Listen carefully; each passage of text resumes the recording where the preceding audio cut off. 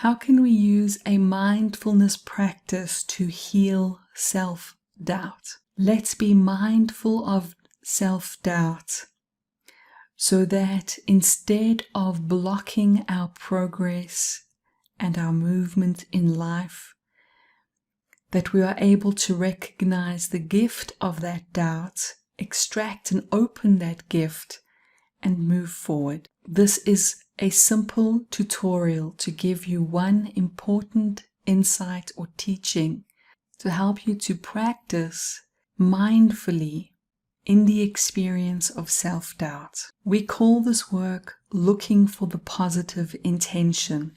Inner Life Skills, my master coaching methodology that my team of trainers and I bring to life coaches, executive coaches, Enneagram, and business coaches, includes many different beautiful teachings to help natural coaches to really step into purposeful, conscious, abundant careers.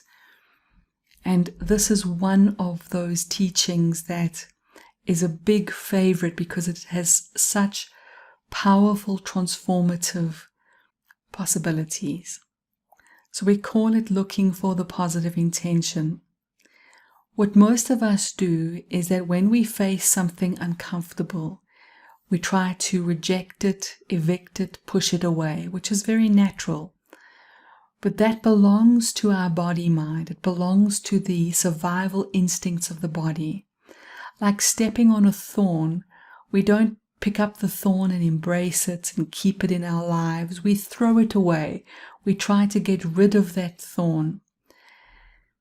Now, this is a helpful, functional approach to physical survival. If I hurt myself on a hot stove, my body must remember to not touch a hot stove again, to put distance between my hand and the stove.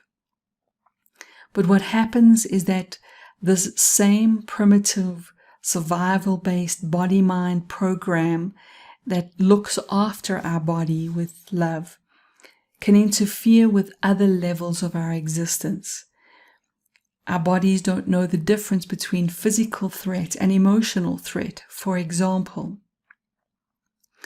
So what happens is that we take the same approach. When we're experiencing something like self-doubt, it creates a contraction and a heaviness, an unpleasant feeling in the body.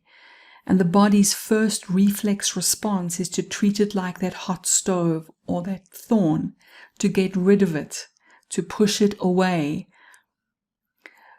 But you've probably lived long enough to know that that doesn't work, right? What happens is that the self-doubt either grows and becomes exaggerated, or it waits in the wings of your mind. Or that you go into denial and you pretend self-doubt isn't there, but meantime it's whispering always in the dark, in the shadows of our hearts and our minds and our very being. So here is a different approach. When you experience self-doubt, ask yourself, what is this doubt trying to bring me that's actually valid? What is its positive intention? You might discover that the doubt is, for example, trying to bring you a moment to pause and to consider and check. You might find that the doubt is checking your integrity, wanting to be sure that you're in integrity, that your motives are pure. You might find that your doubt wants you to make a choice that is wise, that is conscious, or that is protecting you from pain. Those reasons or any more that you discover is a beautiful gift that doubt's actually bringing you. Isn't it true that some of the most dysfunctional, dangerous minds on the planet actually are divorced of doubt? They have so much certainty that they become dangerous. When we stop to thank our doubt and to find its positive intention, instead of throwing away this thorn, we realize that this thorn has a gift. It's not like a physical thorn, that it is smart to throw it away. This is something that speaks for something inside of us that's valid. And then we include the positive intention mindfully in our day. So for example, let's say that I'm about to record a video to post on social media, and I bump into doubt.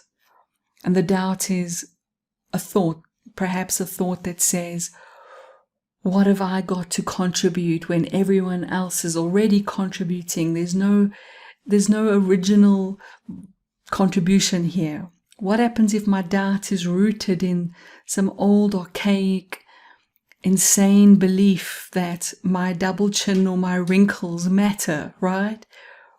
What happens if my doubt is saying something like, but let's check that we know what we're talking about, that we're offering real value? However your doubt shows up, if I try to force that away, I would not be able to make these videos. Instead, I thank my doubt for keeping me in integrity. I challenge the little insanities that show up with contraction, and I do wisdom well work to heal, to free myself of these archaic, insane beliefs that keep us from living our purpose. I find the positive intention and I work with it mindfully. And I'm mindful of the positive intention of even doubt. That way, it doesn't gain power, it doesn't go into the shadows, and I can transform it, going back to clear seeing, so that I can be a voice for wisdom, and that I can live this clear seeing. And that is my wish for you also.